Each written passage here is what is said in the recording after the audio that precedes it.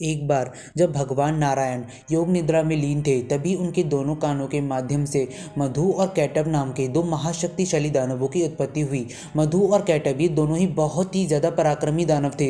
इन दोनों ही दानवों को पराजित कर पाना अथवा इनका वध कर पाना इस समस्त सृष्टि में किसी के लिए भी संभव नहीं था। आप सभी को हमारा नमस्कार। आपके अपने चैनल हिस्ट्री ऑफ गॉड में आप सभी का बहुत बहुत स्वागत है। अगर आपने अभी तक हमारे चैनल को सब्सक्राइब नहीं किया तो हमारे चैनल को सब्सक्राइब कर दीजिए, इस वीडियो को एक लाइक कर दीजिए, बेल आइकन आएगा उसे ऑल पे सेट कर दीजिएगा ताकि हमारे लेटेस्ट वीडियो सबसे पहले आपके पास पहुंचे। जब मधु और कैटब की उत्पत्ति हुई तब जो मधु था वह सोचने लगा कि आखिरकार हमारी उत्पत्ति का उद्देश्य क्या है। कैटब ने कहा कि भाई मधु, इस जल से हमारी सत्ता को कायम रखने वाली माँ भगवती शक्ति हैं, उनमें अपार बल है, उन्होंने ही इस जल तत्व की रचना की है, वे ही परम आदरणीय शक्ति हमारी उत्पत्ति का कारण है। इतने में ही आकाश में गूंजता हुआ एक सुंदर मंत्र उन्हें सुनाई पड़ा। उन दोनों ने सोचा कि कहीं यह माँ भगवती का महामंत्र तो नहीं। तब वे इसी मंत्र का जाप और ध्यान करने लग गए। उन्होंने अन्न और जल का त्याग करके 1 सहस्त्र वर्षों तक बहुत ज्यादा कठिन तपस्या की। भगवती महाशक्ति उन पर प्रसन्न हो गई। अंत में आकाशवाणी हुई, दैत्यों, मैं तुम्हारी तपस्या से बहुत ज्यादा प्रसन्न हूँ, इसलिए तुम मुझसे इच्छा अनुसार कोई भी वर मांग लो।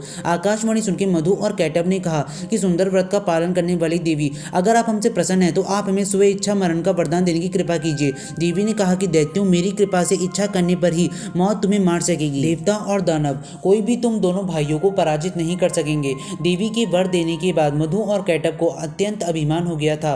वे समुद्र के जलचर जीवों के साथ क्रीड़ा करने लगे। एक दिन अचानक प्रजापति ब्रह्मा जी पे उनकी दृष्टि पड़ी। ब्रह्मा जी कमल के आसन पे विराजमान थे। उन दैत्यों ने ब्रह्मा जी से कहा कि तुम हमारे साथ युद्ध करो, यदि लड़ना नहीं चाहते तो तुम इसी समय यहाँ से चले जाओ, क्योंकि यदि तुम्हारे अंदर शक्ति नहीं है तो तुम्हें इस आसन पे बैठने का कोई अधिकार नहीं है।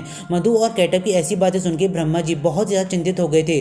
उनका सारा समय तपस्या में बीता था, युद्ध करना उनके स्वभाव में ही नहीं था। भयभीत होके वे भगवान विष्णु की शरण में गए। उस समय भगवान विष्णु योग निद्रा में थे। ब्रह्मा जी के बहुत प्रयास करने पे भी उनकी निद्रा नहीं टूटी। अंत में उन्होंने भगवती योग निद्रा की स्तुति की और कहा कि भगवती, मैं मधु और कैटब के भय से भयभीत होके तुम्हारी शरण में आया हूँ। भगवान विष्णु माया से अचेत पड़े हैं। तुम संपूर्ण जगत की माता हो, सभी को मनोरथ प्रदान करना तुम्हारा स्वभाव है। तुमने ही मुझे जगत का रचिता बनाया है। यदि मैं दैत्यों के हाथों मारा गया तो तुम्हारी बहुत ही उपकीर्ति होगी, अतः तुम भगवान विष्णु को जगाकर मेरी रक्षा करो। ब्रह्मा जी की प्रार्थना सुनके भगवती भगवान विष्णु के नेत्र, मुख, नासिक, बाहु और हृदय से निकलकर आकाश में स्थित हो गई और भगवान उठकर बैठ गए। तदंतर उनका मधु और कैटब से 5 सहस्त्र वर्षों तक घोर युद्ध हुआ, फिर भी वे उन्हें परास्त न कर सके। विचार करने पर भगवान विष्णु को यह ज्ञात हुआ कि इन दोनों दैत्यों को भगवती से इच्छा मृत्यु का वरदान प्राप्त है और भगवती की कृपा के बिना इन दोनों को मार पाना असंभव है। इतने में ही उन्हें भगवती योग निद्रा के दर्शन हुए।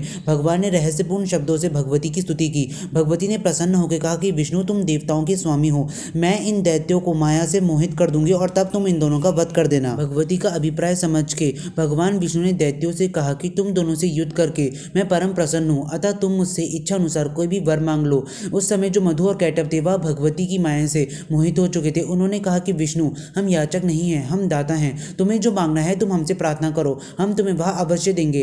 भगवान बोले, यदि तुम मुझे कुछ देना ही चाहते हो तो मेरे हाथों मृत्यु को स्वीकार करो। भगवती की कृपा से मोहित होकर मधु और कैटब अपनी ही बातों से ढके गए। भगवान विष्णु ने उन दैत्यों के मस्तकों को अपनी जांघों पर रख के सुदर्शन चक्र से काट डाला। इस प्रकार मधु और कैटब की मृत्यु हुई। दोस्तों, आशा करते हैं आपको हमारी वीडियो पसंद आई होगी। अगर पसंद आई है तो इस वीडियो को ढेर सारा प्यार दीजिएगा। अगर अनजाने में हमसे कोई गलती हो गई हो तो हमें माफ कर दीजिएगा। बहुत जल्द मिलेंगे ऐसी किसी मजेदार वीडियो के साथ। तब तक के लिए आप सभी का बहुत बहुत शुक्रिया।